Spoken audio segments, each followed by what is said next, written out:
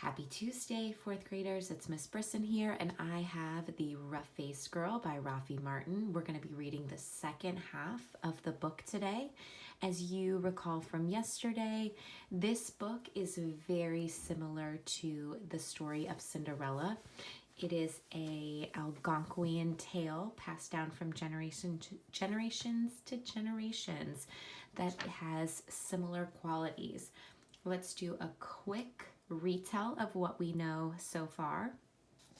And I'm going to pull out my Elements of Fiction sheet that you are going to be completing today.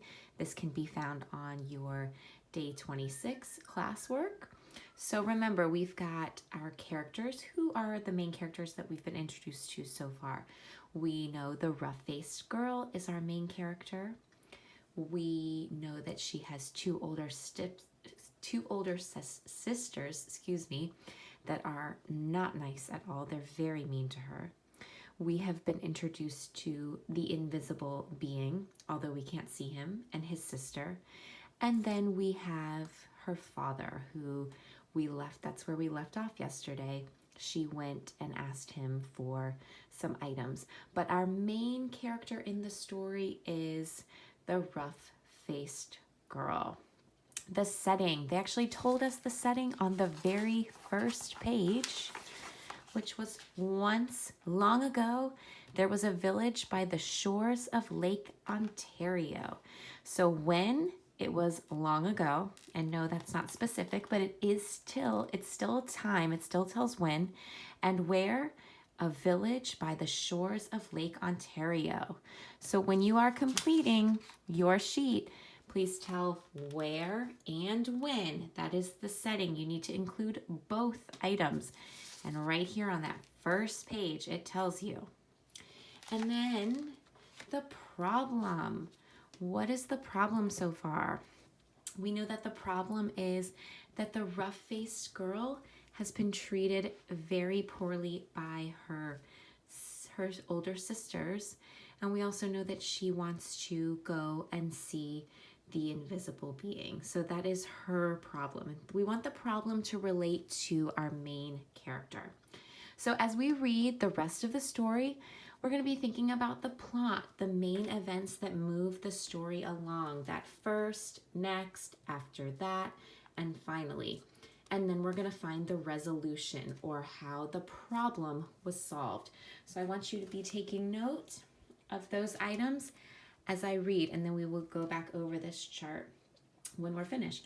I also want you to continue to look for those descriptive words, that descriptive language that really helps you visualize or picture in your mind what's happening, because we are going to review that after the story.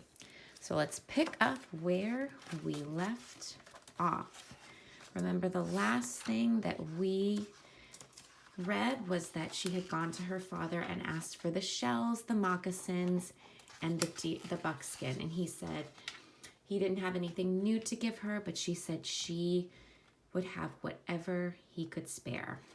So we predicted what we thought was going to happen. And this page has some really good descriptive language. So as I'm reading, I want you to visualize in your mind, or picture in your mind, what she looks like. Then she found dried reeds, and taking the little broken shells, she strung a necklace. She stripped birch bark from the dead trees and made a cap, a dress, and leggings. Then, with a sharp piece of bone, she carved in the bark pictures of the sun, moon, stars, plants, trees, and animals. And that's exactly what is on the invisible being's wigwam. She went down to the lakeshore and soaked the moccasins in the water until they grew soft. Then she molded them to her feet, but they were still too big, and they flapped like duck's feet as she walked. Then all the people came out of their wigwams. They pointed and stared. "Look at that ugly girl," they laughed. "Look at her strange clothes. Hey, you go home, you ugly girl. You'll never marry the invisible being." But the rough-faced girl had faith in herself, and she had courage. She didn't turn back. She just kept walking right through the village. So she has been treated poorly by not only her family, but the people in the village. And I just want to point out that descriptive language. We've got a lot here. It describes what she's what she looks like, what she's wearing. They say flap, flap, flapped, like duck's feet.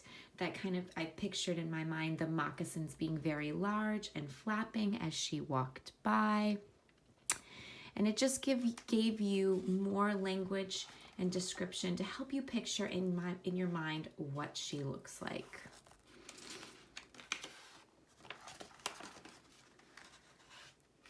As she walked on, she saw the great beauty of the earth and skies spreading before her. And truly, she alone of all that in the village saw in these things the sweet yet awesome face of the invisible being. And I'm going to zoom out just so you can see. Take a close look. Do you see the invisible being's face? We've got the nose, the mouth, the eyes. Yes. Wow. Like I said, great illustrations.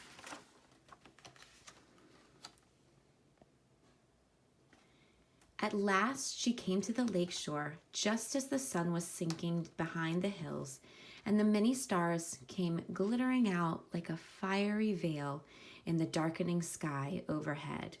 That's another great example of descriptive language. And there, standing by the water's edge, was the sister of the invisible being, waiting. Now, the sister of the invisible being was a wise woman. When she looked at you, she didn't see just your face or your hair or your clothes.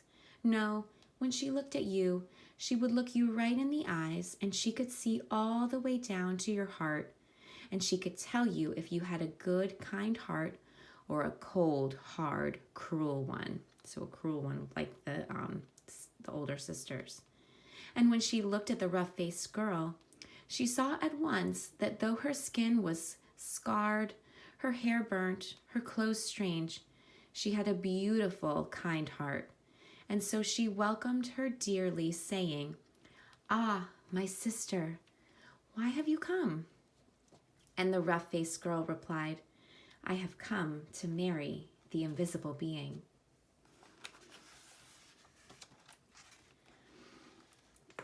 "Ah," said the sister very gently, "now, if you want to marry him, you have to have seen him. Tell me, have you seen my brother, the invisible being?" And the rough-faced girl said, "Yes." "All right then," said the sister, "if you have seen him, tell me, what's his bow made of?" And the rough-faced girl said, "His bow? Why, it is the great curve of the rainbow."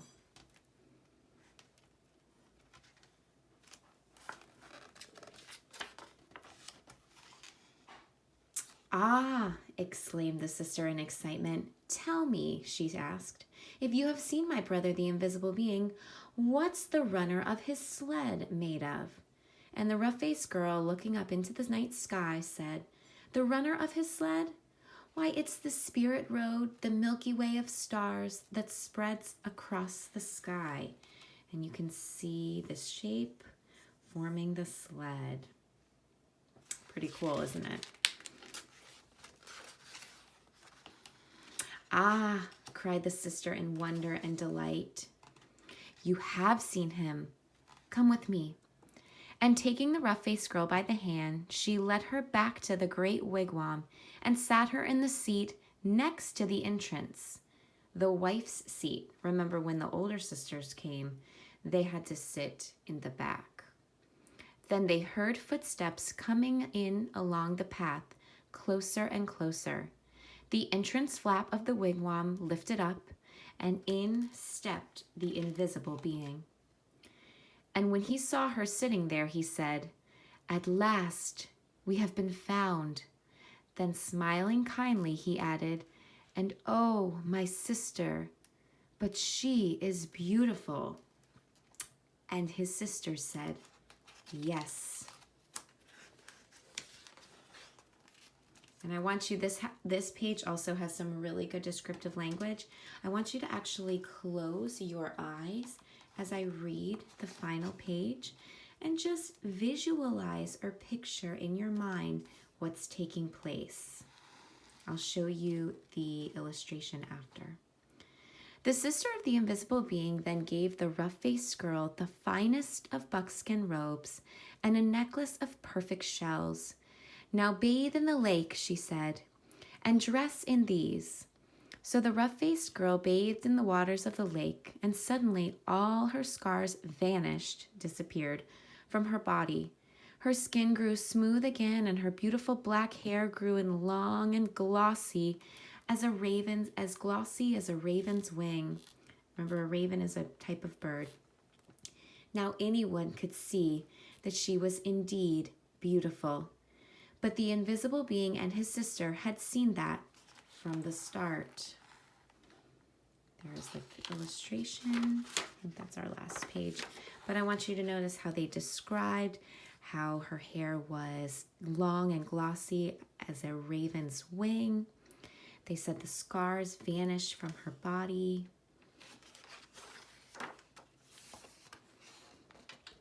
Then at last, the rough-faced girl and the invisible being were married. They lived together in great gladness, and they never parted, which means they stayed together forever. Okay, so this was a great example of a tale or a legend that's been passed down from generation to generation by the Algonquian tribe, the Native American Algonquian tribe. Very similar to Cinderella. It's got similar events and then a very similar ending. So here I have your elements of the story. We have gone over our beginning, characters, setting, and problem. You need to put your notes in here. You do not need complete sentences for that. And then now together we are going to go over the plot. So I want you to think about what happened in the beginning of our story. What was the main event in the beginning? What was the main event in the middle? And then the main event in the end. So I'm just going to give you a few minutes or a few seconds to think about that. And then we're going to kind of go over that together. Okay? So I'm going to put RFG. That stands for rough-faced girl. So in the beginning, we know that the rough-faced girl was treated very poorly by her sisters. So I'm going to put a number 1, and I'm going to put RFG, treated poorly by sisters. Okay, I'm going to draw a little line here. What happens next? Even before the rough-faced girl goes to visit the invisible being, who goes to visit? The two sisters. So we're going to say older sisters visit invisible being. And I'm going to put IB for invisible being. And what happens? Do they succeed or do they fail? They fail. They do not see him because they have a cold, cruel heart. And then we know that she goes to her father. She gets items and dresses up and then goes to visit the invisible being herself. So I'm going to say rough-faced girl dresses up and visits invisible being, and I'm going to put IB for that. And then how does it end? She sees him and she turns into a beautiful woman. So I'm going to put number 4, sees him, and then beautiful woman. Remember, this can be caveman talk. This doesn't have to be in complete sentences. So those are our main events that help move the story along. And notice these events are in sequential order, okay? So These are the events that happened in the plot of the story, those main things that helped move the story along, okay? What you are going to do is you are going to complete the rest of this chart. You do need to include this, but obviously we've done it together, so it can say exactly what I said because we did this together. So I need you to tell me the characters, and I want you to also just tell me which one is the main character. Remember, we went over that at the beginning of the video. The setting, don't forget to tell where and when. What was the rough-faced girl's problem? And how was her problem resolved? What was the solution at the end of the story? I look forward to reading your story elements chart. Take your time and then turn it in when you are done. And be ready to share some similarities and some differences between this story and the Cinderella story. Thanks, fourth graders.